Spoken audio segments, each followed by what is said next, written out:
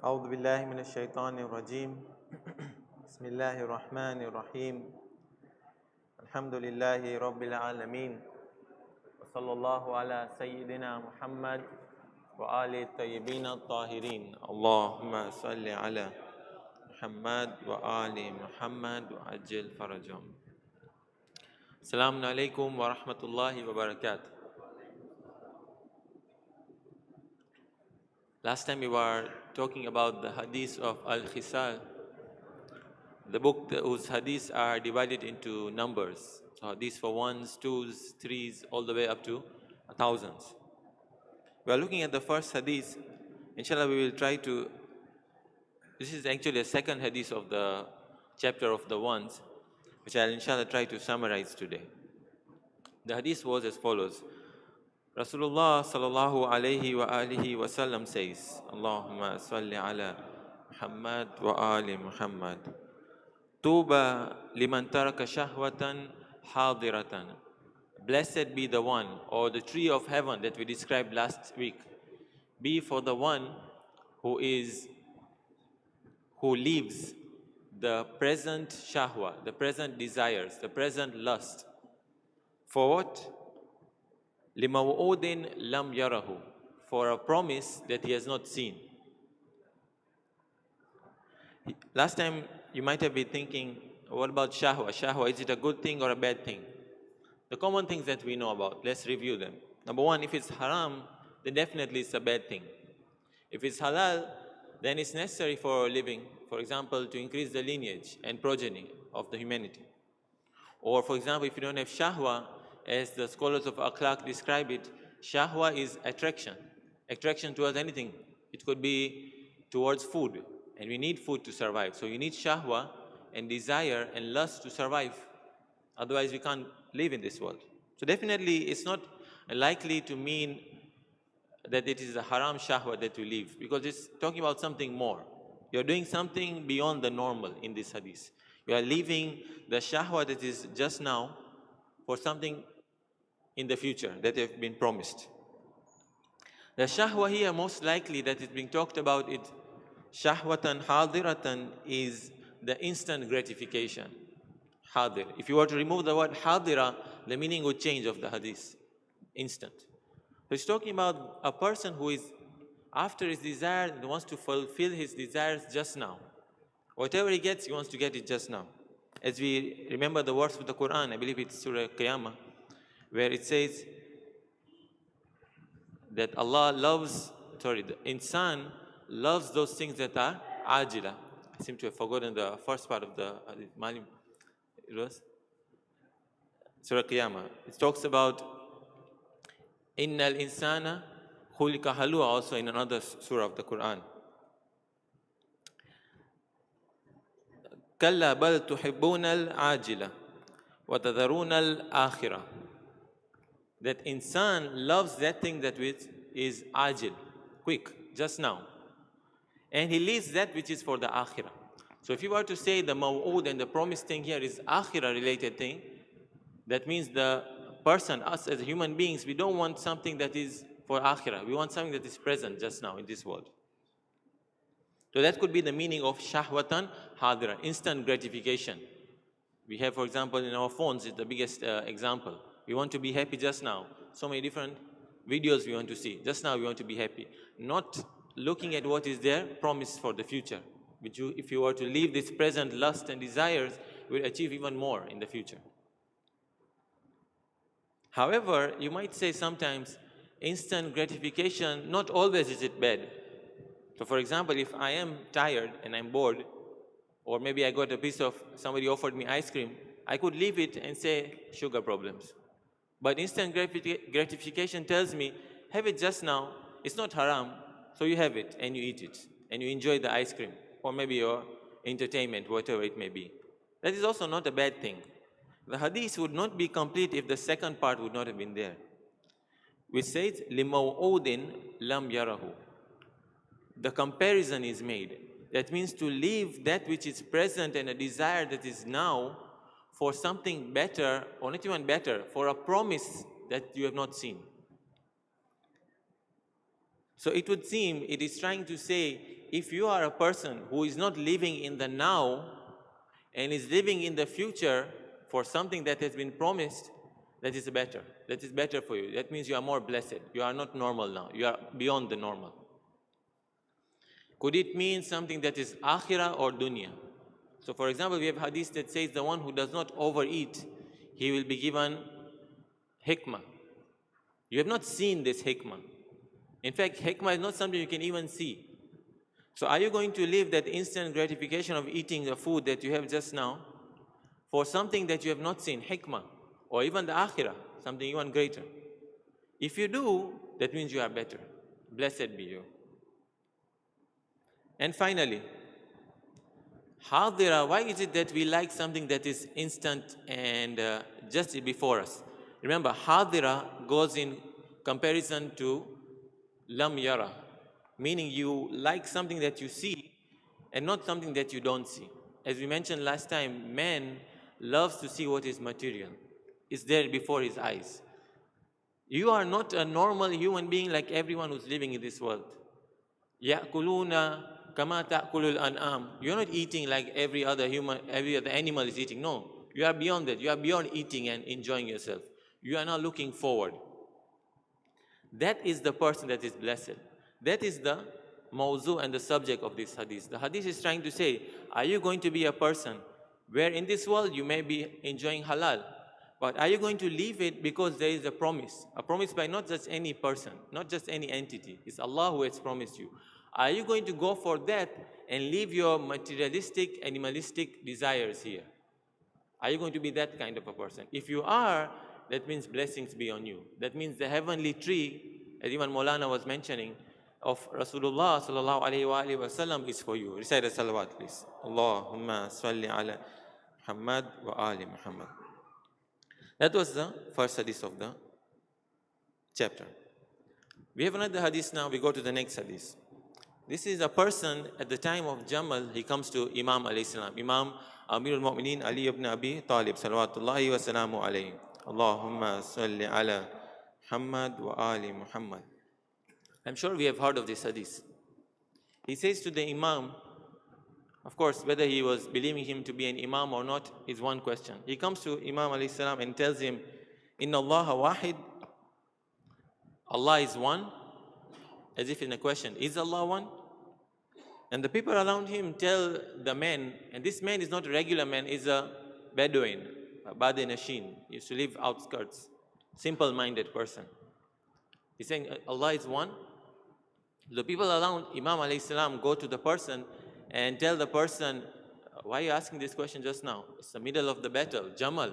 And you're asking about whether Allah is one or not. Now we are in another phase now. We are in fighting phase. So Imam alayhi salam, before I tell you what he says, whenever we are fighting a war, for example in Palestine, what is the purpose of the war? If the purpose of the war is I need to defeat the enemies, and that's that, and that's a very basic role. What's the difference between me protesting for Palestine and a non-Muslim, an atheist protesting for Palestine? If it's only about protection and humanity, it's a good thing. Both is what Allah wants from us. But is that my niyyah? Is it my niyyah to want what Allah wants, or is it my niyyah just so that the oppressed people are saved? Imam alayhi salam is trying to say, as if you guys who have come here with me to fight with me, your niyyah for fighting the battle is different from my niyyah. I have come here to establish tawheed on earth. Whether it be by speaking, by lecturing, or whether it be by fighting the enemies. Tawheed is my goal. This person now has come to me and asked me whether Allah is one or not. Tawheed. This is the reason why we are here. As Imam alayhi salam says, that leave him alone. What he wants is what we want from the people. Tawheed. We want Tawheed from the people. This jang that we are doing, this battle, is Tawheed. So Imam alayhi salam gives him an answer which is very strange. He tells him there are 4 meanings of whether Allah is one or not. 2 of them are wrong and 2 are right. So Imam starts by saying 2 meanings that are wrong, and then he says 2 meanings that are right. It is as if, I felt so, he's talking about La ilaha illallah. You do La ilaha, there is no God, and then you say Illallah. First you have to define what God is not, and then you say what God is. And if you look at the answer, as we will see, inshallah, that the answer is very high level. These are those answers that are studied even at Hausa level. It's a very powerful answer. Did the Bedouin, a simple man who came from the desert, understand such answers? Maybe he did, but he asked the question. Somebody wrote it down, and now we are benefiting. So sometimes the hadith is mentioned by the Imam to the people, but the people don't understand the answer, but they write it down. Very few understand. Sometimes the questioner does not understand. Those people who are around him understand. Sometimes those questioner doesn't understand. Those people around him don't understand. Centuries later, people understand. So Imam is talking in the future also. So inshallah, maybe this is one of those hadiths that Imam is talking about for the future people. What does he say now? So he means two things that are not about Allah which are true. For example, number first, he said, the first answer, that Allah is not someone you can count in numbers. For example, we say Allah ek. Now what does it ek mean? Does it mean number one and not two? Imam says, no, this is not the right way to talk about Allah. He said, don't you see in Trinity, people are saying Allah is one of three. So to count Allah and say Allah is one, not two, is not the complete answer. He's saying, don't do that. If you want to reach that highest level of Tawheed. So what about in our madrasa, we say Allah is one. Is it wrong? For a simple person, for a young person, a child, if you explain Allah is one, that is all he understands. That is fine. But that's not the last level. You have to go higher now. You have to negate this negative characteristic of giving Allah a number. That's the first number. The second answer that the Imam says is not the meaning of Allah is one, is that you compare him and say he's one of the people. It's a type of gender, jins. So for example, different ways you can understand this. For example, you say in this community, one of them is God. So you have basically compared Allah with one of the people, like they did with Isa alayhi salam. He's saying he's a human, but he's God in human form. That is comparison, human and Allah. Or it could mean, for example, the way we are dividing creation, we say we have jinns, we have angels, we have human beings, we have animals. So Allah we have. So you have looked at Allah horizontally and put him next to all the other creations. That's not correct. You are comparing him. Tashbih, as Imam is saying, is not correct about Allah. Allah is beyond. If I can give you the comparison of philosophy, they say Allah is existence and everything else is non-existence. Can you compare existence with non-existence? It's not possible. So these were the two meanings that Imam says are not correct about Allah. Then Imam says there are two meanings that are correct about Allah. Recite the salawat, please. Allahumma salli ala Muhammad wa ali Muhammad. One of them is that he is one to imply there exists nothing similar to him. وَلَمْ يَكُلْ لَهُ كُفُوًا أَحَدٍ. There's nothing like him, none unto him, none like unto him. So in philosophy, inshallah I'll try to explain this a bit further since we have time. In philosophy you have two meanings, and I'm sure you have heard of this. We have ahad and wahid. If we say Allah is one, we are trying to say there is none like him. As we take the example of creation.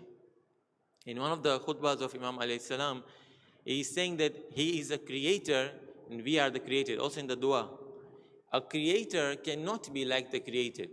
The one who gives power cannot be like the one who receives power. The one who is existence, the totality of existence, cannot be like the one who's receiving existence. So what's the good comparison we can give? Just to expand on what the Imam was saying. Imam says this is the right answer when you don't compare Allah. So for example, we have the sun. Again, I'm giving an example for understanding. We have the sun and we have a mirror. If one was to say that Allah is like one of the mirrors, it's wrong. If you are saying, for example, that Allah is the sun, we are like this small light over here. Allah's light is very great and our light is very small. That is wrong also. We are comparing. We have to say Allah is the sun and we are all the mirrors that are reflecting the light of the sun. Imam Rida alayhi salatu wasalam, recite the salawat please. Allahumma salli ala Muhammad wa ali Muhammad. When that, I believe it was a Jew, he came to ask about Allah in Ma'mun's darbar and court, he gave an explanation about Allah that was very philosophical, very profound. Until today, the scholars of Irfan are using it. No one has anything of their own. We are like mirrors. The famous story that is being mentioned is there were two groups of people. One of them were the Chinese, very good designers. And the other people were very smart people. The Chinese and the other group of people, the smart ones, were told, draw a painting on each side of the wall. You have your side of the wall and they have their side of the wall. We're going to put a curtain in the middle. We will see whose painting is better. So that side that was drawing, that was the Chinese, the good drawers, painters, designers, they were doing the best of the paintings on their wall. The others on the other side were just shining the wall. Nothing. They are not drawing anything, just shining the wall, polishing the wall. When the time was over and they removed the curtain, the Chinese, as expected, had the best of the colors and the drawings. But when they looked on the other side, they saw they also had the same drawing and painting and colors. How is it possible? They were just shining the wall. That wall that had the colors and the painting and the drawing was being reflected on the other wall. That is our example. Allah is everything. We are nothing. We are just reflecting everything Allah has. That is the comparison of Allah with us. We are nothing in front of Allah. We are only reflecting whatever Allah has in terms of attributes. So we cannot be compared to Allah. That is what the meaning of Allah. And Ahad. And the final meaning of Ahad, the Imam ﷺ says, that to say he is Ahadiyul Ma'ana, meaning in concept, you can't divide him. Now again, in philosophy, and it's a very difficult debate, even I don't know how to explain some of the points, but we will try to summarize whatever we know, is that Allah is Ahad, not Wahid, meaning he cannot be divided. There are three ways you can divide something. For example, you can take this tasbih, break it into parts, that's dividing externally. You take an atom, you divide it, you get the protons, neutrons, and electrons, divisible externally. But there is a concept of not being able to divide something conceptually. For example, someone was to say, again, all this I'm saying, it seems like some heavy stuff. Imam is talking about this at that time, in the middle of the battle, to a Bedouin, Badinashin, desert dweller. How is it going to understand all this? Imam knows better. He's saying, you take Allah, you take a human being, if someone wants to define a human being, what is he? So for example, the definitions given are, the human being is a rational animal. So two parts. An animal who is rational. There are some animals who are not rational, some animals who can just move. Definition divided into parts. You can divide the definition of human being into parts. Or even intellectually, you might not be able to divide something externally, but in your mind you can think of it in two parts. Divisible in the mind. Imam is saying Allah is none of this. Allah is not divisible in any way possible. It's funny that how do you then understand Allah? You can't compare him to anything. You can't divide him in your mind. Whenever we want to know something, we divide it into parts and then we bring it together and say, okay, this is the concept. You can't divide him. You can't compare him. So how do you know Allah? Allah says in the Quran, Afillahi shakkun fatiris samawati wal ard. Do you have doubt in Allah? He is the creator of the heavens and the earth. Meaning Allah is so clear, you don't need to define him. Allah is so clear that you don't need to look at these worldly ways of knowing him. To know Allah is a different way. The path towards Allah, that ilm of Allah is a different way. It's not by this normal means. These normal means, by definition, by schooling, by reading, these are just ways that some can reach a certain level. Then beyond that, to know the reality of Allah, you have to use something else. You have to use another method then. Inshallah, let's pray to Allah to get the tawfiq, to understand Allah the way Imam ﷺ has told us to understand, and to avoid shirk in our beliefs. Wa sallallahu ala Muhammad wa ali tahirin.